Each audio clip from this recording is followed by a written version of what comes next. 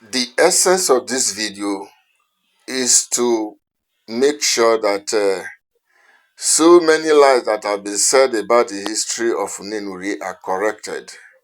So this is like Unenurhie in proper historical perspective and why it is a distinct community from Evwreni. Foundational origins. 1. Two brothers, two settlements. Oral and documented traditions trace the origins of Unenurhie and Evwreni to two brothers, Usu, founder of Unenurhie, and Ewuru, founder of Evwreni. Both were warriors from the ancient Benin kingdom who migrated due to internal conflicts. Their migration route reportedly passed through the Benin River into the River Niger, where they settled temporarily in Elele, present-day River State, before moving westwards. They first arrived at what is today Enwe and Emede in present-day Isoko area, where related founders settled. However, Usu and Ewuru continued southward until they reached the present site of Unenurhie. The name Unenurhie translates to along the river, reflecting its origin and riverside. Now, family diversions. While living together at Unenurhie, Usu was a fisherman, while Ewuru was a hunter. A defining moment occurred when Ewuru killed a large elephant along the river. Unable to transport it whole, the meat was processed at the site. The hunting ground became the nucleus of what later evolved into Evwreni. Evwreni literally translates to the village of elephants. This account establishes a crucial historical claim that Evwreni emerged from a relocation event that occurred while both brothers were already settled in Unenurhie. Thus, historically, Unenurhie was the primary settlement. 2. Political and spiritual authority. The Odorode institution, for instance. After settlement, Usu and his lineage established a monarchical and ritual system consistent with their traditions. Now, the Odorode. The Odorode emerges strictly from the lineage of Usu, the elder brother. It is selected through initiation Uto Nkuru rite. It is custodian of sacred symbols known as Edion and Iwri, ancient deities. Performs libation on behalf of the land, which is a function of the Odorode.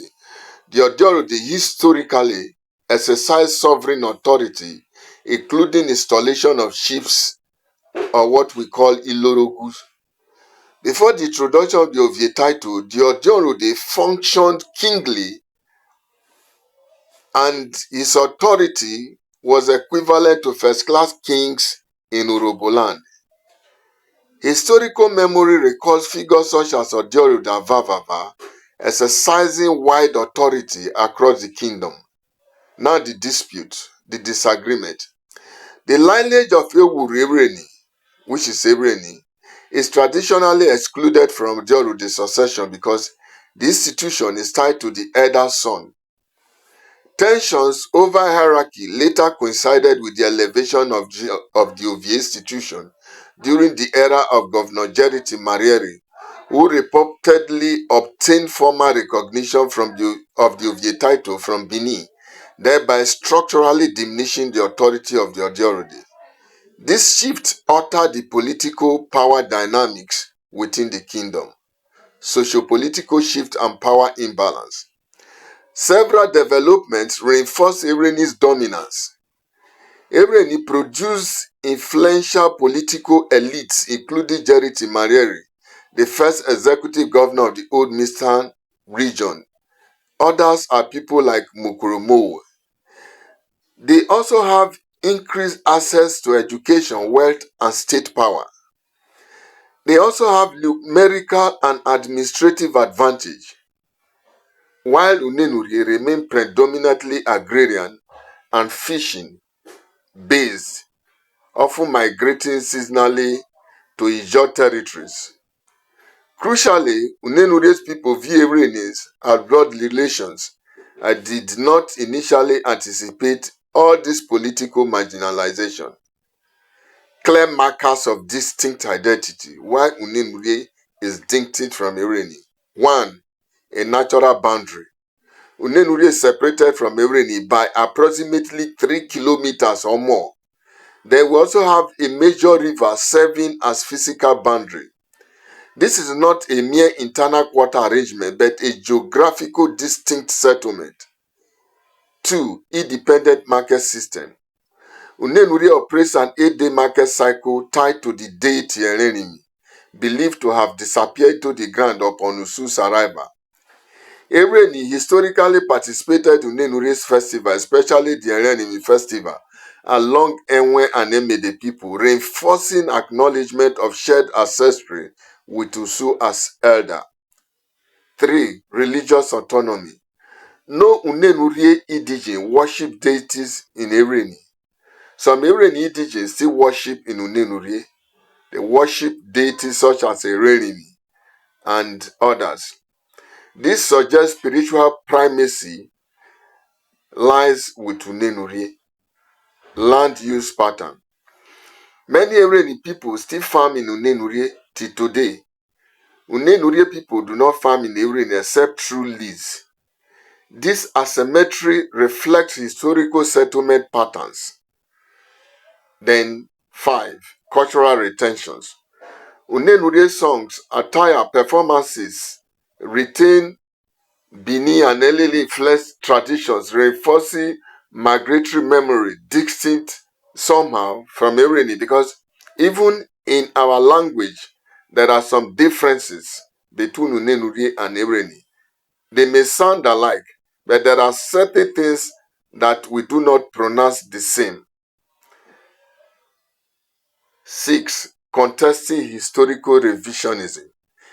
A 1997 publication titled Yoruba Kingdoms, Political and Social Systems reportedly described Evwreni as a progenitor of 4 children, including Unenurhie. However, Evwreni was not a person but a settlement. Oral tradition consistently identifies Usu as elder and Ewuru as younger. If Evwreni then were founder settlement, Unenurhie would not possess exclusive ritual authority tied to the elder lineage. The argument that the elder should be more developed confuses political development with genealogical seniority. History shows many younger settlements surpass elder ones in political power without altering original lineage order. Conclusion: coexistence does not erase origin. Today, by cohesion and administrative arrangement, both communities exist under one kingdom structure. However, historical coherence suggests Unenurhie was the primary settlement. Evwreni emerged from a later relocation event. The Odiorode institution reflects elder lineage authority. Cultural, religious, geographical, and historical markers distinguish Unenurhie as a separate community. So recognizing Unenurhie's historical autonomy does not diminish Evwreni. Rather, it restores balance to shared history. If autonomy were granted, it would not represent loss for Evwreni, but acknowledgement of historical truth and mutual dignity. This is real history of Unenurhie and Evwreni.